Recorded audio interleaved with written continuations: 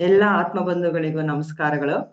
ನಮ್ಮೆಲ್ಲರ ಗುರುಗಳಾದಂತಹ ಬ್ರಹ್ಮಶ್ರೀ ಪಿತಾಮಹ ಸುಭಾಷ್ ಪತ್ರಿಜಿ ಮತ್ತು ಸ್ವರ್ಣಮಾಲಾ ಅಮ್ಮನವರಿಗೆ ನಮಸ್ಕರಿಸುತ್ತಾ ಈ ದಿನದ ಸತ್ಸಂಗನ ಪ್ರಾರಂಭ ಮಾಡ್ತಿದ್ದೀನಿ ಮಾಸ್ಟರ್ಸ್.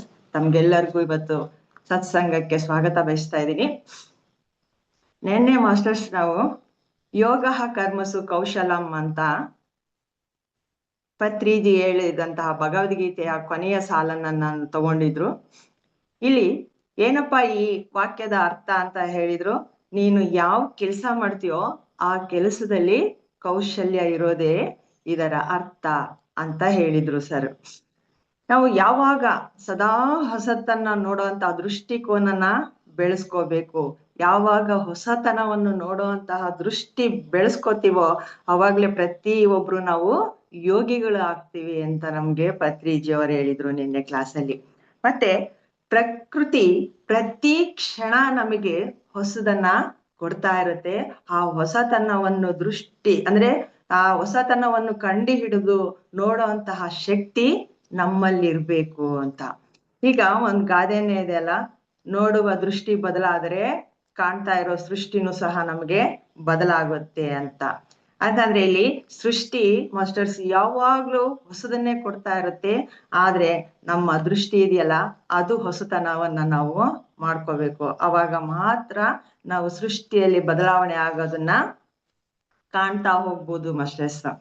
ಇಲ್ಲಿ ಉದಾಹರಣೆಗೆ ಬೀಸುವ ಗಾಳಿ. ಈಗ ಗಾಳಿ ಬೀಸ್ತಾ ಇರುತ್ತೆ, ಅದನ್ನ ನೋಡಿದಾಗ ನಮ್ಗೆ ಏನ್ ಅನ್ಸುತ್ತೆ, ಅಯ್ಯೋ ಬಿಡು ಅದೇನ್ ಮಹಾ ಗಾಳಿ ಅಲ್ವಾ ಅಂತ ಅನ್ಸುತ್ತೆ. ಆದ್ರೆ ಆ ಪ್ರತಿ ಕ್ಷಣ ಆ ಪ್ರಕೃತಿಯಲ್ಲಿ ಗಾಳಿ ಹೊಸದಾಗಿ ಬೀಸ್ತಾ ಇರುತ್ತೆ, ಹೊಸ ಗಾಳಿಯನ್ನೇ ನಮ್ಗೆ ತರ್ತಾ ಇರುತ್ತೆ. ಆ ಗಾಳಿಯಲ್ಲಿ ನಾವು ಉಸಿರಾಟ ಆಡ್ತಾ ಇರ್ತೀವಿ, ಆದ್ರೆ ನಾವು ಅದನ್ನ ಯಾವುದೇ ರೀತಿಯಲ್ಲಿ ಹೊಸತನದಲ್ಲಿ ನೋಡ್ಲಿಲ್ಲ ಅಂತಂದ್ರೆ ನೀವು ಯೋಗಿಗಳು ಆಗೋದಿಕ್ಕೆ ಸಾಧ್ಯನೇ ಇಲ್ಲ. ಪ್ರತಿ ಕ್ಷಣ ಗಾಳಿಯಲ್ಲಿಯೂ ಸಹ ಹೊಸ ಗಾಳಿನೇ ಬರ್ತಾ ಇರುತ್ತೆ ಅಂತ ಹೇಳ್ತಾ ಇದ್ದಾರೆ ಪತ್ರಿಜಿ ಅವರು. ಅಂದ್ರೆ ಇಲ್ಲಿ ನಾವು ಜೀವನದಲ್ಲಿ ಹೊಸತನವನ್ನ ನೋಡ್ದಿದ್ರೆ ಏನಾಗುತ್ತೆ ಅಂದ್ರೆ ನಾವು ಯಾವಾಗ್ಲೂ ದುಃಖಿಗಳಾಗಿರ್ತೀವಿ ಅಂತ ಹೇಳ್ತಾರೆ. ಹೊಸತನ ಕಂಡಾಗ ಮಾತ್ರ ನೀವು ಸುಖಿಗಳು ಅಂತ ಇಲ್ಲಿ ನಮ್ಗೆ ಹೇಳ್ತಾ ಇದ್ದಾರೆ ಮಾಸ್ಟರ್ಸ್. ಅದೇ ನೆಕ್ಸ್ಟ್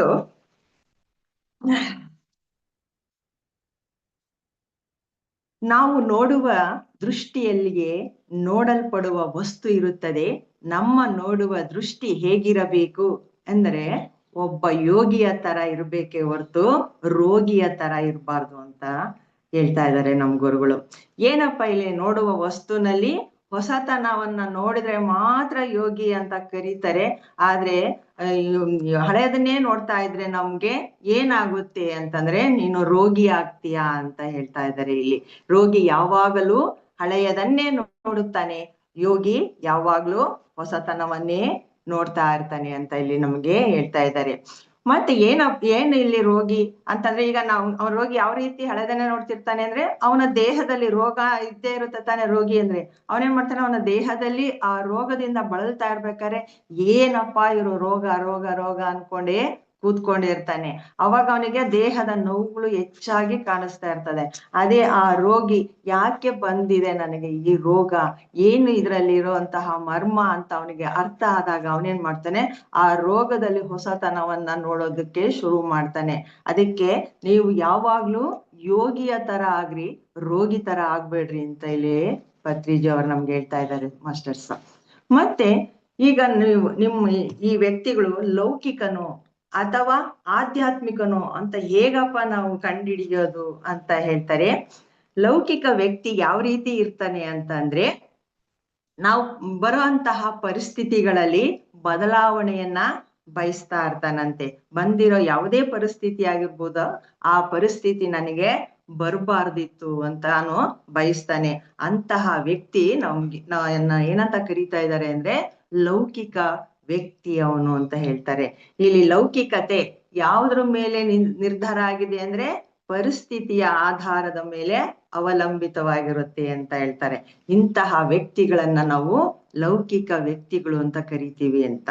ಮತ್ತೆ ಆಧ್ಯಾತ್ಮಿಕ ವ್ಯಕ್ತಿ ಹೇಗಿರ್ತಾನೆ ಅಂತಂದ್ರೆ, ಯಾವುದೇ ಪರಿಸ್ಥಿತಿ ಬರಲಿ ಮಾಸ್ಟರ್ಸ್, ಅವನು ಅದನ್ನ ಹೊಸ ದೃಷ್ಟಿಕೋನದಿಂದ ನೋಡ್ತಾನಂತೆ. ಅಂದ್ರೆ ಈ ಪರಿಸ್ಥಿತಿ ನನಗೆ ಹೇಗ್ ಬಂದಿದೆ, ಈ ಪರಿಸ್ಥಿತಿಯಿಂದ ನಾನು ಹೇಗ್ ಹೊರಗೆ ಬರ್ಬೇಕು ಅನ್ನೋದು ಒಂದು ವಿಚಾರನ ತಲೆಯಲ್ಲಿ ಇಟ್ಕೊಂಡು ಅವನು ಅದನ್ನ ಎದುರಿಸ್ತಾನೆ. ಅಂತಹ ವ್ಯಕ್ತಿ ಆಧ್ಯಾತ್ಮಿಕ ವ್ಯಕ್ತಿ ಅಂತ ಹೇಳಿ ಹೇಳ್ತಾ ಇದ್ದಾರೆ. ಇದಕ್ಕೆ ಒಂದು ಉದಾಹರಣೆ ಕೊಡ್ತೀನಿ ಮಾಸ್ಟರ್ಸ್. ಈಗ ನೀವು ಒಂದು ಕನ್ನಡಿ ಇರುತ್ತೆ, ಇಬ್ರು ವ್ಯಕ್ತಿಗಳು, ಒಬ್ಬ ಆಧ್ಯಾತ್ಮಿಕ ವ್ಯಕ್ತಿ, ಇನ್ನೊಬ್ಬ ಲೌಕಿಕ ವ್ಯಕ್ತಿ ಬಂದಿರ್ತಾನೆ. ಇಲ್ಲಿ ಲೌಕಿಕ ವ್ಯಕ್ತಿ ಅಂದ್ರೆ ಸಂಸಾರದಲ್ಲಿ ಬಿದ್ದು ಒದ್ದಾಡುವಂತಹ ವ್ಯಕ್ತಿನ ಇಲ್ಲಿ ಲೌಕಿಕ ವ್ಯಕ್ತಿ ಅಂತ ಗುರುಗಳು ಕರೀತಾ ಇದ್ದಾರೆ. ಇಲ್ಲಿ ನಾವು ಕನ್ನಡಿಯ ಮುಂದೆ ಅವರಿಬ್ರು ವ್ಯಕ್ತಿಗಳು ಬರ್ತಾರೆ. ಫಸ್ಟ್ ಲೌಕಿಕ ವ್ಯಕ್ತಿ ಅದು ಕನ್ನಡಿ ಮುಂದೆ ಬಂದು ತನ್ನ ಮುಖನ ನೋಡ್ಕೋತಾನೆ. ಅವಾಗ ಅವನ ಮುಖ ಗಲೀಜಾಗಿರುತ್ತೆ. ಆ ಕನ್ನಡಿನಲ್ಲಿ ಅದೇನ್ ಕಾಣಿಸ್ತದೆ, ಅವನ ಮುಖ ಗಲೀಜಾಗೆ ಕಾಣಿಸುತ್ತೆ. ಅವನೇನ್ ಮಾಡ್ತಾನೆ, ಅಲ್ಲೇ ಒಂದು ಇರೋಂತ ಬಟ್ಟೆ ತಗೊಂಡು ಆ ಕನ್ನಡಿನ ಉಜ್ಜಿ ಉಜ್ಜಿ ಒರೆಸ್ತಾನಂತೆ. ಅಂದ್ರೆ ಇನ್ನೂ ಈ ಕನ್ನಡಿ ಅದೇ ತರ ಗಲೀಜ್ ತೋರಿಸ್ತಾ ಇದೆಯಲ್ಲ ಅಂತ ಬೈಕೊಂಡು ಅವನು ಸುಮ್ನೆ ಆಗ್ತಾನೆ. ಅಲ್ಲೇನೆ ಈ ನಮ್ಮ ಆಧ್ಯಾತ್ಮಿಕ ವ್ಯಕ್ತಿ ಬಂದು ತನ್ನ ಮುಖನ, ಅವನದು ಸಹ ಗಲೀಜಾಗಿರುತ್ತೆ ಮುಖ, ತನ್ನ ಮುಖನ ಕನ್ನಡಿಯಲ್ಲಿ ನೋಡ್ಕೊಂಡಾಗ ಅವನು ಏನ್ ಮಾಡ್ತಾನೆ ಅಂತಂದ್ರೆ ಹೋಗ್ಬಿಟ್ಟು ಮತ್ತೆ ತನ್ನ ಮುಖನ ಶುಭ್ರವಾಗಿ ತೊಳ್ಕೊಂಡು ಬಂದು ಮತ್ತೆ ಕನ್ನಡಿಯಲ್ಲಿ ನೋಡ್ತಾನಂತೆ.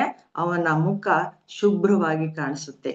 ಅಂದ್ರೆ ಇಲ್ಲಿ ಏನ್ ಗೊತ್ತಾಗುತ್ತೆ ಮಾಸ್ಟರ್ಸ್ ಅಂದ್ರೆ ಆ ಪರಿಸ್ಥಿತಿ ಮೊದ್ಲು ಲೌಕಿಕ ವ್ಯಕ್ತಿಗೆ ಅನಿಸ್ತತೆ ಆ ಪರಿಸ್ಥಿತಿ ಏನಿದೆ ಅನ್ನೋದನ್ನ ಅವನು ಅರ್ಥ ಮಾಡ್ಕೊಳ್ಳೋದಿಲ್ಲ. ಮುಖ ಗಲೀಜಾಗಿದೆ ಅದು ಅವನಿಗೆ ಅರ್ಥ ಆಗಲ್ಲ. ಆದ್ರೆ ಕನ್ನಡಿನಲ್ಲೇ ಗಲೀಜಿದೆ ಅಂತ ಕನ್ನಡಿನ ಒರೆಸೋದಕ್ಕೆ ಶುರು ಮಾಡ್ತಾನೆ. ಇಲ್ಲಿ ನಾವು ಅರ್ಥ ಮಾಡ್ಕೊಳ್ಬೇಕಾಗಿರೋದೇನು ಮಾಸ್ಟರ್ಸ್ ಹಾಗಾದ್ರೆ ಅಂತಂದ್ರೆ, ಯಾವುದೇ ಪರಿಸ್ಥಿತಿ ಬಂದ್ರೂ ಸಹ ಆ ಪರಿಸ್ಥಿತಿ ಏನು, ಯಾಕೆ ಬಂದಿದೆ, ಹೇಗಿದೆ ಅಂತ ಅರ್ಥ ಮಾಡ್ಕೊಂಡು ನಾವು ಹೊಸ ದೃಷ್ಟಿಕೋನದಿಂದ ನೋಡಿದಾಗ ಮಾತ್ರ ನಾವು ಆಧ್ಯಾತ್ಮಿಕ ವ್ಯಕ್ತಿ ಆಗೋದಿಕ್ಕೆ ಸಾಧ್ಯ ಮಾಸ್ಟರ್ಸ್. ಅದಕ್ಕೆ ಪತ್ರಿಜಿಯವರು ಹೇಳ್ತಾ ಇದ್ದಾರೆ, ಪರಿಸ್ಥಿತಿಗಳು ಅವೇ ಆಗಿರುತ್ತವೆ, ಆದರೆ ಆಲೋಚಿಸುವ ವಿಧಾನ ಬದಲಾಗುತ್ತದೆ. ಹಾಗೆ ಬದಲಾದರೆ ಅವನು ಆಧ್ಯಾತ್ಮಿಕವಾದಿ. ಬುದ್ಧಿ ಅದೇ, ಆದರೆ ಹೊಸದಾಗಿ ಯೋಚಿಸಬೇಕು. ಬಾಯಿ ಅದೇ ಮಾತು, ಆದರೆ ಹೊಸದಾಗಿ ಮಾತನಾಡಬೇಕು. ಅದೇ ಬದನೆಕಾಯಿ ಪಲ್ಯ, ಆದ್ರೆ ಹೊಸ ರೀತಿಯಲ್ಲಿ ನೀವು ಅಡುಗೆ ಮಾಡ್ಬೇಕು ಅಂತ ಹೇಳ್ತಾರೆ ಮಾಸ್ಟರ್ಸ್. ಇಲ್ಲಿ ಬಹಳ ಇಂಪಾರ್ಟೆಂಟ್ ಅಂದ್ರೆ ಏನು, ಅದೇ ಪರಿಸ್ಥಿತಿ ಇರ್ಲಿ, ಏನೇ ಆಗಿರ್ಲಿ, ನಾವ್ ಏನ್ ಮಾಡ್ಬೇಕು, ನಮ್ಮ ದೃಷ್ಟಿಕೋನನ ಬದಲಾಯಿಸ್ಕೋಬೇಕು. ಅವಾಗ ನಮ್ಮ ಪರಿಸ್ಥಿತಿ ಬದಲಾಯಿಸುತ್ತೆ. ಅದೇ ಬದನೆಕಾಯಿ ಏನಪ್ಪಾ ಪಲ್ಯ ಮಾಡೋದು ಅನ್ಕೊಂಡ್ರೆ ಹೊಸ ವಿಧಾನವಾಗಿ ನೀವು ಆ ಬದನೆಕಾಯಿಯಿಂದ ಪಲ್ಯನ ಮಾಡ್ಬೇಕು ಅಂತ ಹೇಳ್ತಾರೆ ಮಾಸ್ಟರ್ಸ್ ಇಲ್ಲಿ. ಮತ್ತೆ ಮುಂದುವರೆದು ಹೇಳ್ತಾರೆ, ನಮ್ಮ ದೃಷ್ಟಿಕೋನವನ್ನು ನಾವು ಕಾಲಕ್ಕೆ ಬದಲಾಯಿಸಿಕೊಳ್ಳುತ್ತಿರಬೇಕು. ನಮ್ಮ ಆಲೋಚನಾ ಶೈಲಿಯನ್ನು ಮತ್ತಷ್ಟು ಉತ್ತಮಪಡಿಸಿಕೊಳ್ಳುತ್ತಿರಬೇಕು. ಅದಕ್ಕೆ ಆಧ್ಯಾತ್ಮಿಕತೆ ಎಂದು ಹೆಸರು ಅಂತ ಹೇಳ್ತಾ ಇದ್ದಾರೆ. ಆಧ್ಯಾತ್ಮಿಕತೆ ಅಂದ್ರೆ ಏನು ಅಂತಂದ್ರೆ, ನಮ್ಮ ದೃಷ್ಟಿಕೋನವನ್ನು ನಾವು ಬದಲಾಯಿಸ್ಕೊಂಡ್ರೆ ಮಾತ್ರ ನಾವು ಆಧ್ಯಾತ್ಮಿಕತೆ ಕಡೆ ಹೋಗ್ಬಹುದು ಅಂತ ಈ ಮಾತಿನ ಅರ್ಥ. ಅಷ್ಟೇ ಹೊರ್ತು ನೀವು ಹೋಗಿ ಪದ್ಮಾಸನ ಹಾಕೊಂಡ್ಬಿಟ್ಟು ಅಥವಾ ಶೀರ್ಷಾಸನ ಹಾಕೊಂಡ್ಬಿಟ್ಟು ನಾನು ಆಧ್ಯಾತ್ಮಿಕ ವ್ಯಕ್ತಿ ಆಗ್ತೀನಿ ಅಂದ್ರೆ ಆಗೋದಿಲ್ಲ. ನಿನ್ನ ದೃಷ್ಟಿಯನ್ನ ಬದಲಾವಣೆ ಮಾಡ್ಕೋ ಅಂತ ಇಲ್ಲಿ ನಮ್ಗೆ ಪತ್ರಿಜಿಯವರು ಹೇಳ್ತಾ ಇದ್ದಾರೆ ಮಾಸ್ಟರ್ಸ್.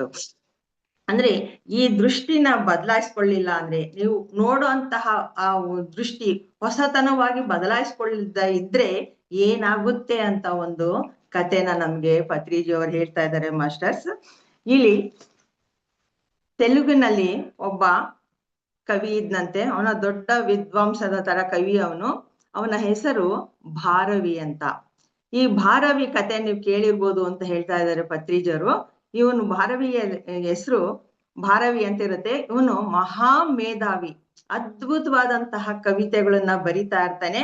ಅವನು ಸುಮಾರು 400 ವರ್ಷಗಳ ಹಿಂದೆ ನಡೆದಂತಹ ಇದು ಕತೆ ಅಂತ ಹೇಳ್ತಾ ಇದ್ದಾರೆ ಪತ್ರಿಜಿಯವರು ಇಲ್ಲಿ ನಮ್ಗೆ.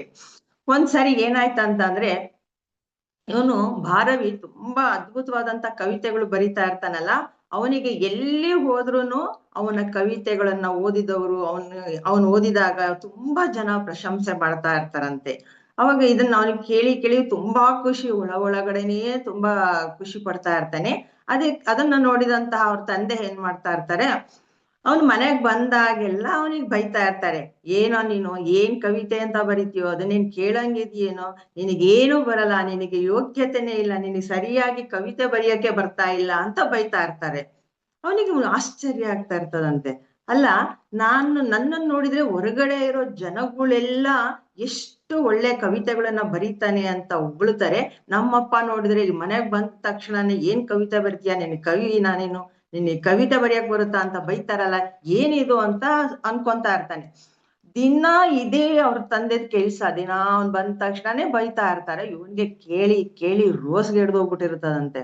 ಅದಕ್ಕೆ ತಡಿ ನಿನ್ಗ್ ಮಾಡ್ತೀನಿ ಅಂದ್ಬಿಟ್ಟು ಅವ್ನ್ ಸಿಟ್ಟು ಎಷ್ಟ್ರ ಮಟ್ಟಿಗೆ ಆಗಿರುತ್ತೆ ಅಂದ್ರೆ ಮಾಸ್ಟರ್ಸ್, ನಮ್ಮ ಅಪ್ಪನ್ನ ಕೊಲೆ ಮಾಡ್ಬಿಡ್ತೀನಿ ಅನ್ನೋ ಅಷ್ಟ್ರ ಮಟ್ಟಿಗೆ ಹೋಗ್ಬಿಟ್ಟಿರ್ತಾನೆ. ಯಾವಾಗ ನೋಡಿದ್ರು ಬೈತಾರೆ. ನನ್ನ ಏಳಿಗೆನೆ ಸಹಿಸ್ಕೊಳಕ್ ಆಗ್ತಾ ಇಲ್ಲ, ನನ್ನ ತಂದೆಗೆ ನನ್ನನ್ನು ಉಗುಳ್ತಾ ಇರೋದ ಜನಗಳು ನೋಡಿದ್ರೆ ಇವ್ರಿಗೆ ಆಗ್ತಾ ಇಲ್ಲ, ಅದಕ್ಕೆ ಹಿಂಗ್ ಮಾಡ್ತಾ ಇದ್ದಾರೆ, ನಾನ್ ಮಾಡ್ತೀನಿ ತಡಿ ಅಂತ ಹೇಳ್ಬಿಟ್ಟು ಒಂದಿನ ಸಿಟ್ಟು ಬಂದ್ಬಿಟ್ಟು ಏನ್ ಮಾಡ್ತಾನೆ, ಒಂದ್ ದೊಡ್ಡ ಕಲ್ ತಗೊಂಡು ಬಂದ್ಬಿಡ್ತಾನೆ ಮನೆಗೆ. ಕಲ್ ತಗೊಂಡ್ ಬಂದ್ಬಿಟ್ಟು ಅವ್ರ ಅಪ್ಪ ಅಮ್ಮ ಆ ಸಮಯದಲ್ಲಿ ಮನೇಲಿ ಇರೋದಿಲ್ಲಂತೆ.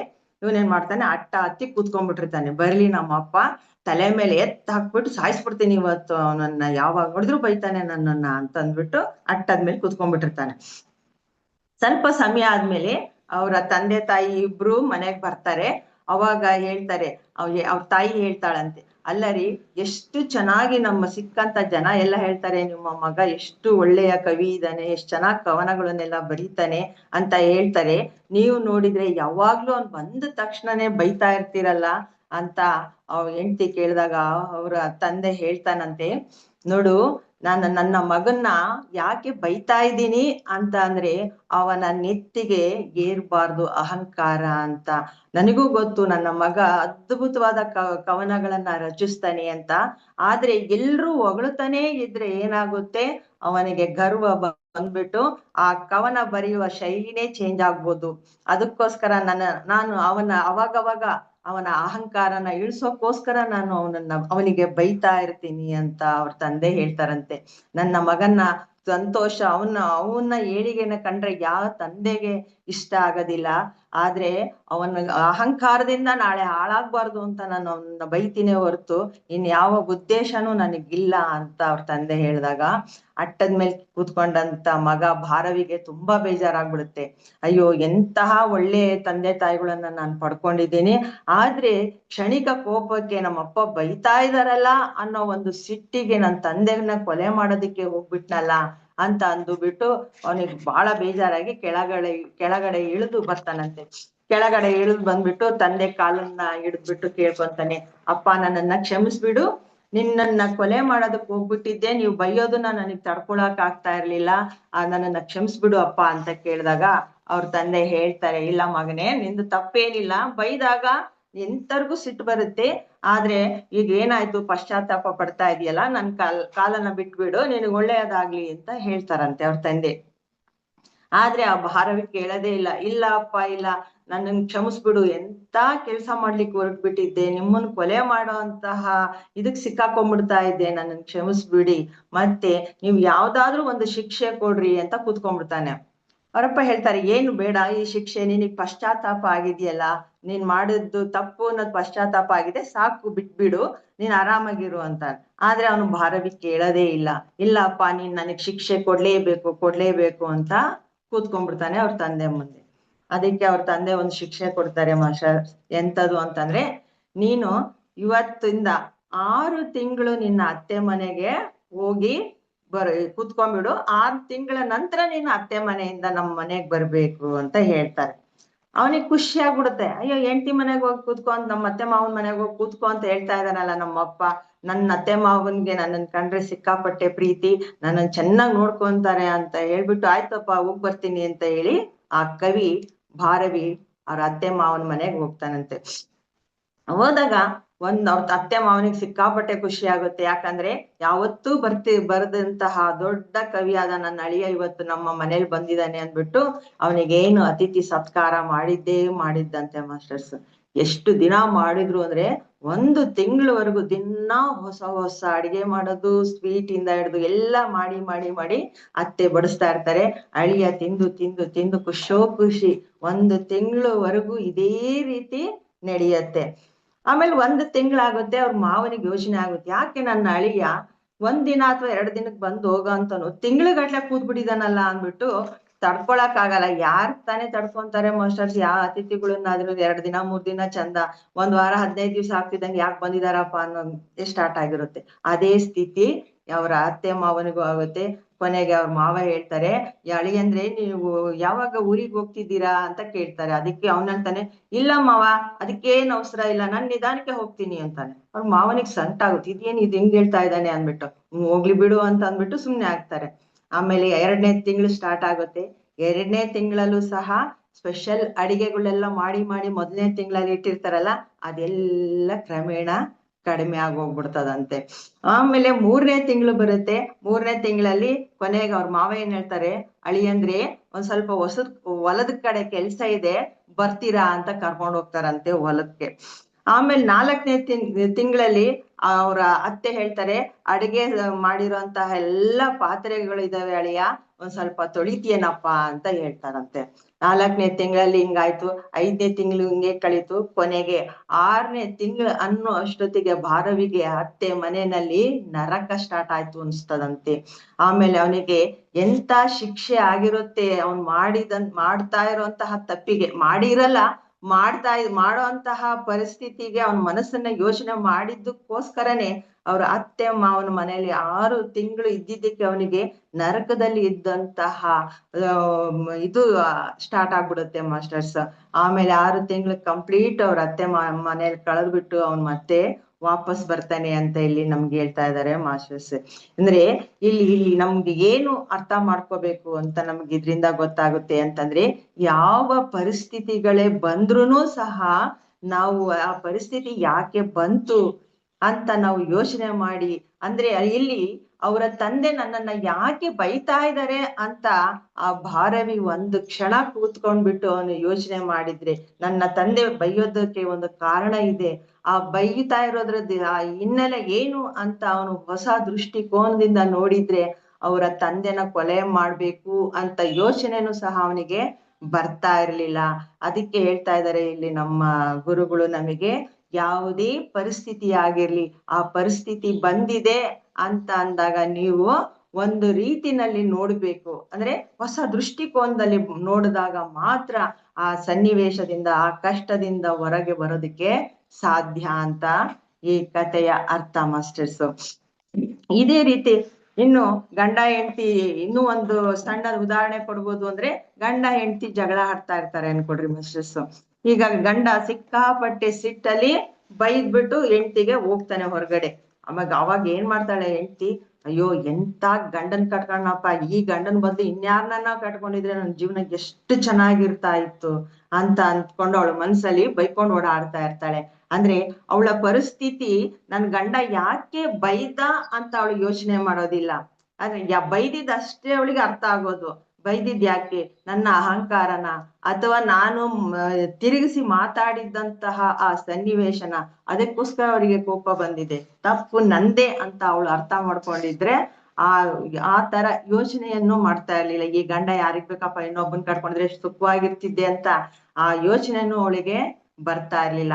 ಅದೇ ಉದಾಹರಣೆ ಇಲ್ಲಿ ಗಂಡನಿಗೂ ಆಗುತ್ತೆ ಮಾಸ್ಟರ್ಸ್. ಅವನು ಹೆಂಡತಿ ಏನಾದ್ರು ಕೂಗಾಡ್ಬಿಟ್ಲು ಅಂದ್ರೆ, ಇವಳು ಯಾತ್ರ ಹೆಂಡತಿ ಕಟ್ಕೊಂಡಪ್ಪ, ಯಾರನ್ನ ಒಳ್ಳೆ ಹುಡುಗಿನ್ ಕಟ್ಕೊಂಡಿದ್ರೆ ಎಷ್ಟು ಚೆನ್ನಾಗಿರ್ತಿತ್ತು ನನ್ನ ಜೀವನ ಅಂತ ಯೋಚನೆ ಮಾಡೋದಲ್ಲ. ಆ ಕಟ್ಕೊಂಡಿದ್ದೀವಿ, ಆ ಪರಿಸ್ಥಿತಿ ಸಿಕ್ಕಿದೆ, ಅವ್ರು ಯಾಕೆ ಬೈತಾ ಇದ್ದಾರೆ ಅನ್ನೋ ಒಂದು ಸನ್ನಿವೇಶನ ನಾವು ಅರ್ಥ ಮಾಡ್ಕೊಂಡ್ಬಿಟ್ಟು ಆ ಸನ್ನಿವೇಶನ ಹೊಸ ದೃಷ್ಟಿಕೋನದಿಂದ ನೋಡಿದಾಗ ನಮಗೆ ಹೊಸತನ ಸಿಗುತ್ತೆ. ಪರಿಸ್ಥಿತಿ ಏನೇ ಆಗಿರ್ಲಿ, ನಾವು ನೋಡುವ ದೃಷ್ಟಿಕೋನನ ನಾವು ಬದಲಾಯಿಸ್ಕೋಬೇಕು ಅಂತ ಹೇಳ್ತಾ ಇದ್ದಾರೆ ಮಾಸ್ಟರ್ಸ್. ಇಲ್ಲಿ ಈ ಒಂದು ಕತೆ ಮತ್ತೆ ಈ ಒಂದು ಉದಾಹರಣೆಯಿಂದ ನಮ್ಮ ಜೀವನದಲ್ಲಿ ನಾವು ಯಾವ ರೀತಿ ಬದಲಾವಣೆ ಆಗ್ಬೇಕು, ಆಧ್ಯಾತ್ಮಿಕ ವ್ಯಕ್ತಿಯಾಗಿ ಹೇಗೆ ನಾವು ಬದಲಾವಣೆ ಆಗ್ಬೇಕು ಅನ್ನೋದಕ್ಕೆ ಇಲ್ಲಿ ಉದಾಹರಣೆ ಮಾಸ್ಟರ್ಸ್. ಮತ್ತೆ ಇಲ್ಲಿ ಮುಂದುವರೆದು ನಮ್ಮ ಪತ್ರಿಜಿಯವರು ಹೇಳ್ತಾ ಇದ್ದಾರೆ, ಇದೇ ರೀತಿ ಭಾರವಿ ಈಗ 6 ತಿಂಗಳು ಹೋಗಿ ಕೂತ್ಕೊಂಡು ಕಳೆದ. ಅದೇ ರೀತಿ ಇಲ್ಲಿ ಆ ಧ್ಯಾನ ಮಹಾಚಕ್ರಕ್ಕೆ ಬಂದಂತಹ ಆ ಜನಗಳನ್ನ ಉದ್ದೇಶಿಸಿ ನಮ್ಮ ಗುರುಗಳು ಹೇಳ್ತಾ ಇದ್ದಾರೆ ಮಾಸ್ಟರ್ಸ್, ನೀವು ಅಷ್ಟೇ 10 ದಿನ ಇಲ್ಲಿ ಮಹಾಚಕ್ರಕ್ಕೆ, ಧ್ಯಾನ ಮಹಾಚಕ್ರಕ್ಕೆ ಬಂದಿದ್ದೀರಾ. ಒಂದು ದಿನ ಬಂದಿದ್ರೆ ಓಕೆ, ನೀವು 10 ದಿನ ಬಂದಿರ್ತೀರಲ್ವಾ, ಅದಕ್ಕೆ ಬರೀ ಊಟ ಮಾಡ್ಕೊಂಡು ಬರೀ ಧ್ಯಾನ ಮಾಡ್ಕೊಂಡು ಈ ಕಾಡನ್ನೆಲ್ಲ ಸುತ್ಕೊಂಡು ಅಡ್ಡಾಡೋದೆಲ್ಲ ನೀವು ಕುತ್ಕೊಂಡು ಬಾತ್ರೂಮ್ ತೊಳೆಯೋದು ಮತ್ತೆ ಎಲ್ಲಾ ಕೆಲ್ಸ, ಕಸ ಹೊಡಿಯೋದು, ಕ್ಲೀನ್ ಮಾಡೋದು, ಸ್ವಚ್ಛ ಮಾಡೋದು ಎಲ್ಲ ನೀವು ಮಾಡ್ಬೇಕು. ಇಲ್ಲಿ ನೀವು ಅತ್ತೆ ಮನೆಗೆ ಬಂದಿಲ್ಲ, ಧ್ಯಾನ ಮಹಾಚಕ್ರ ನಿಮ್ಮದು. ಇದನ್ನ ನೀವು ಸ್ವಚ್ಛವಾಗಿ ಇಲ್ಲಿ ಈ ಕಾಡನ್ನಲ್ಲಿ ಇಲ್ಲಿ ಮಾಡ್ತಾ ಇರುವಂತಹ ಈ ಕೆಲಸಗಳಲ್ಲಿ ನೀವು ಕೈ ಹಾಕಿ ಕೆಲಸನ ಮಾಡ್ಬೇಕು ಅಂತ ಮಾರ್ಮಿಕವಾಗಿ ಇಲ್ಲಿ ಬಂದಿರೋಂತಹ ಜನಗಳಿಗೂ ಸಹ ನಮ್ಮ ಭತ್ರಿಜಿಯವರು ಅಲ್ಲಿ ಹೇಳ್ತಾ ಇದ್ದಾರೆ ಮಾಸ್ಟರ್ಸ್. ನೆಕ್ಸ್ಟ್, ಯಾವುದೇ ಕೆಲಸವನ್ನು ಮಾಡಿದರು ಅಂದ್ರೆ, ಅಯ್ಯೋ ಏನಪ್ಪಾ ನಾವ್ ಇಲ್ಲಿ ಧ್ಯಾನ ಮಾಡಕ್ ಬಂದಿದೀವಿ, ಆದ್ರೆ ಇವ್ರು ನೋಡಿದ್ರೆ ಬಾತ್ರೂಮ್ ತಿಕ್ರಿ ಅಂತಾರೆ, ಕಸ ಹೊಡೀರಿ ಅಂತಾರೆ ಅಂತ ಅನ್ಕೋಬಾರ್ದು. ಅದಕ್ಕೆ ನೀವು ಯಾವುದೇ ಕೆಲಸವನ್ನು ಮಾಡಿದರೂ ಸಹ ಆನಂದಿಸುತ್ತಾ ಮಾಡ್ಬೇಕು, ವಿಷಯವನ್ನು ಅರಿತುಕೊಂಡು ಮಾಡ್ಬೇಕು. ನಾವು ಯಾವ ಕೆಲಸವನ್ನು ಮಾಡುತ್ತಿದ್ದರೂ ಅದುವೇ ಯೋಗ ಎಂದು ತಿಳಿದು ಮಾಡಬೇಕು ಅಂತ ಹೇಳ್ತಾ ಇದ್ದಾರೆ. ಅದಕ್ಕೆ ಮುಂದುವರೆದು ಹೇಳ್ತಾರೆ, ನಮ್ಮ ದೃಷ್ಟಿಕೋನವನ್ನು ಹಾಗೂ ಆಲೋಚನಾ ಶೈಲಿಯನ್ನು ಬದಲಾಯಿಸಿಕೊಳ್ಳಬೇಕು, ಮತ್ತಷ್ಟು ಉತ್ತಮಪಡಿಸಿಕೊಳ್ಳಬೇಕು. ಹಳೆಯ ದಾಟಿಯಲ್ಲಿ ಯೋಚಿಸುವ ಬದಲು ಹೊಸದಾಗಿ ಹೇಗೆ ಯೋಚಿಸಬೇಕು ಎಂಬುದನ್ನು ಕಲಿಯಬೇಕು ಅಂತ ಹೇಳ್ತಾ ಇದ್ದಾರೆ ಮಾಸ್ಟರ್ಸ್ ನಮಗೆ. ಅದಕ್ಕೆ ಹೇಳ್ತಾ ಇದ್ದಾರೆ, ಇನ್ನೊಂದು ಉದಾಹರಣೆ ಹೇಳ್ತಾರೆ, ಪ್ರತಿದಿನ ಹೊಸ ಪತಿಯನ್ನು ನೋಡಬೇಕು, ಪ್ರತಿದಿನ ಹೊಸ ಮಕ್ಕಳನ್ನು ನೋಡಬೇಕು, ಪ್ರತಿದಿನ ಹೊಸ ಸೂರ್ಯನನ್ನು ನಾವು ನೋಡ್ಬೇಕು, ಪ್ರತಿದಿನ ಹೊಸದಾಗಿ ಬದನೆಕಾಯಿ ಪಲ್ಯ ಮಾಡೋದನ್ನ ನಾವು ಕಲಿಬೇಕು ಅಂತ ಹೇಳ್ತಾ ಇದ್ದಾರೆ ಮಾಸ್ಟರ್ಸ್. ಇಲ್ಲಿ ಯಾಕೆ ಅಗಲ ನಮಗೆ ಬದನೆಕಾಯಿ ಪಲ್ಯ ಅಂತಂದ್ರೆ, ಒಂದೇ ತರ ಮಾಡ್ಕೊಂಡು ನೀವು ತಿಂದಾಗ ಅದು ಬದನೆಕಾಯಿನೇ ಬೇಜಾರಾಗುತ್ತೆ. ಆ ಬದನೆಕಾಯಿಯ ಪಲ್ಯನ ನೀವು ಬೇರೆ ಬೇರೆ ರೀತಿಯಲ್ಲಿ ಬದಲಾಯಿಸಿದಾಗ ಮಾತ್ರ ಅದರ ರುಚಿ ನಮಗೆ ಸೊಗಸಾಗಿ ಸಿಗುತ್ತೆ. ಅದೇ ರೀತಿ ಯಾವುದೇ ಪರಿಸ್ಥಿತಿ ಬರ್ಲಿ, ಏನೇ ಕಷ್ಟ ಬರ್ಲಿ, ಆ ಕಷ್ಟ ಬಂದಿದೆ ಅಂತ ನಾವು ಹೆದರ್ಕೋಬಾರ್ದು. ಆ ಕಷ್ಟನ ಬದಲಾಯಿಸ್ಕೊಳ್ಳೋಂತಹ ದೃಷ್ಟಿಕೋನದಲ್ಲಿ ನಾವು ಅದನ್ನ ನೋಡ್ಬಿಟ್ಟು ಬದಲಾಯಿಸ್ಕೋಬೇಕು ಅಂತ ಇಲ್ಲಿ ನಮ್ಗೆ ಗುರುಗಳು ಹೇಳ್ತಾ ಇದ್ದಾರೆ ಮಾಸ್ಟರ್ಸ್. ಮತ್ತೆ ಹೇಳ್ತಾರೆ, ಪ್ರತಿದಿನ ಧ್ಯಾನವನ್ನು ಹೊಸದಾಗಿ ಮಾಡ್ಬೇಕು. ಇವತ್ತು ಧ್ಯಾನದಲ್ಲಿ ಯಾವ ಹೊಸತನ ಸಿಗಲಿದೆಯೋ ಎಂಬ ಹಂಬಲ ಆರಾಟದೊಂದಿಗೆ ಧ್ಯಾನದಲ್ಲಿ ಕುಳಿತುಕೊಳ್ಳಬೇಕು. ಹಾಗಲ್ಲದೆ ಇದು ದಿನಾ ಮಾಡುವ ಧ್ಯಾನವೇ ತಾನೇ ಎಂದುಕೊಂಡರೆ ಅದು ಯಾಂತ್ರಿಕವಾಗಿ ಹಾಳಾಗಿ ಹೋಗುತ್ತದೆ. ನಮ್ಮ ಹೊಸತನವನ್ನು ನಾವೇ ಸಂಪಾದಿಸಿಕೊಳ್ಬೇಕು ಅಂತ ಹೇಳ್ತಾ ಇದ್ದಾರೆ. ಮತ್ತೆ ಮುಂದುವರೆದು, ಹೊಸತು ವಿಸ್ಮಯ, ಹಳತು ಕಹಿ ಅಂತ ಹೇಳ್ತಾರೆ. ಅದಕ್ಕೆ ನಾವು ಯಾವಾಗ್ಲೂ ಬೇಸರ ಆಗದ ರೀತಿನಲ್ಲಿ ನಾವು ನಮ್ಮ ಜೀವನವನ್ನು ಸಾಧಿಸ್ಬೇಕು ಅಂತ ಹೇಳ್ತಾ ಇದ್ದಾರೆ ಮಾಸ್ಟರ್ಸ್. ಮತ್ತೆ ಅಲ್ಲಿ ಇದ್ದಂತಹ ಒಂದು ವಿಷಯನೂ ಸಹ ನಮ್ಗೆ ಇಲ್ಲಿ ಈ ವಿಡಿಯೋದಲ್ಲಿ ಹೇಳ್ತಾರೆ. ಅಲ್ಲಿ ಹೊಸ ಹೊಸ ಪುಸ್ತಕಗಳನ್ನೆಲ್ಲ ಜೋಡಿಸಿದ್ದಾರೆ. ಅಲ್ಲಿ ಎಷ್ಟೊಂದು ಹೊಸ ಹೊಸ ಬುಕ್ಗಳು ಇದಾವೆ. ಅಲ್ಲಿ ಒಬ್ಬ ವಿಜಯವಾಡದಿಂದ ಒಬ್ಬ ಲೇಡಿ ಬಂದಿದ್ದಾರೆ. ಅವರು ಕ್ರಾಫ್ಟ್ ಸರ್ಕಲ್ಸ್ ಅನ್ನೋ ಪುಸ್ತಕಗಳನ್ನೆಲ್ಲ ಇಟ್ಟಿದ್ದಾರೆ. ಆ ಕ್ರಾಫ್ಟ್ ಸರ್ಕಲ್ಸ್ ಅಂದ್ರೆ ಏನು, ಅದರ ವಿಷಯ ಏನು, ಆ ಪುಸ್ತಕಗಳನ್ನ ಹೊಸ ಹೊಸ ಪುಸ್ತಕಗಳನ್ನ ತಗೊಂಡ್ಬಿಟ್ಟು ನೀವು ಓದ್ರಿ. ಆ ಕ್ರಾಫ್ಟ್ ಸರ್ಕಲ್ಸ್ಗಳ ಬಗ್ಗೆ ಸಹ ನಿಮ್ಗೆ ಒಂದು ಹೊಸತನ ಸಿಗುತ್ತೆ. ಹಂಗಂದ್ರೆ ಏನು ಅನ್ನೋದು ನಿಮ್ಗೆ ಅರ್ಥ ಆಗುತ್ತೆ. ಹೊಸ ಬೇರೆ ಬೇರೆ ರೀತಿಯ ಪುಸ್ತಕಗಳು ಸಹ ಅಲ್ಲಿದಾವೆ, ಅವನ್ನೆಲ್ಲ ತಗೊಂಡು ಓದ್ರಿ ಅಂತ ಸಹ ಅಲ್ಲಿ ಬಂದಿರುವಂತಹ ಜನಗಳಿಗೆ ಹೇಳ್ತಾ ಇದ್ದಾರೆ ಮಾಸ್ಟರ್ಸ್. ಮತ್ತೆ ಮುಂದುವರೆದು ಹೇಳ್ತಾರೆ, ನಮ್ಮ ವಾಸ್ತವಕ್ಕೆ ನಾವೇ ಸೃಷ್ಟಿಕರ್ತರು. ನಾವು ಹಳೆಯದರಲ್ಲಿ ಬದುಕುತ್ತಿದ್ದೇವೋ ಅಥವಾ ಹೊಸದರಲ್ಲಿ ಬದುಕುತ್ತಿದ್ದೇವೋ ಎಂಬುದು ನಮ್ಮ ಮೇಲೆಯೇ ಆಧಾರ ಪಟ್ಟಿದೆ. ನಾವು ಬದನೆಕಾಯಿ ಪಲ್ಯವನ್ನು ಹೇಗೆ ಮಾಡಿಕೊಳ್ಳುತ್ತೇವೆ ಎಂಬುದು ನಮ್ಮ ಮೇಲೆ ಆಧಾರ ಪಟ್ಟಿರುವಂತೆ ಇದು ಕೂಡ ನಮ್ಮ ನಿರ್ಧಾರವೇ ಆಗಿದೆ ಅಂತ ಹೇಳ್ತಾ ಇದ್ದಾರೆ. ಮತ್ತೆ ನಮ್ಮ ಮುಂದಿರುವುದನ್ನು ಹಳೆಯ ದೃಷ್ಟಿಯಲ್ಲಿ ನೋಡುತ್ತಿದ್ದೇವಾ ಅಥವಾ ಹೊಸ ದೃಷ್ಟಿಕೋನದಲ್ಲಿ ನೋಡುತ್ತಿದ್ದೇವಾ ಎಂಬುದು ಇಲ್ಲಿ ಮುಖ್ಯ. ನಾವು ಸದಾ ಯೋಗಿ ಆಗಿರಬೇಕು. ಯೋಗ ಕರ್ಮಸು ಕೌಶಲಂ. ಕೆಲಸವನ್ನು ಹೊಸದಾಗಿ ಮಾಡಿ ನಿಮ್ಮ ಕೌಶಲ್ಯವನ್ನು ತೋರಿಸಿ ಅಂತ ಇಲ್ಲಿ ನಮ್ಗೆ ಗುರುಗಳು ಹೇಳಿ ಈ ಮಾತನ್ನ ಮುಗಿಸ್ತಾ ಇದ್ದೀನಿ masters. Thank you very much.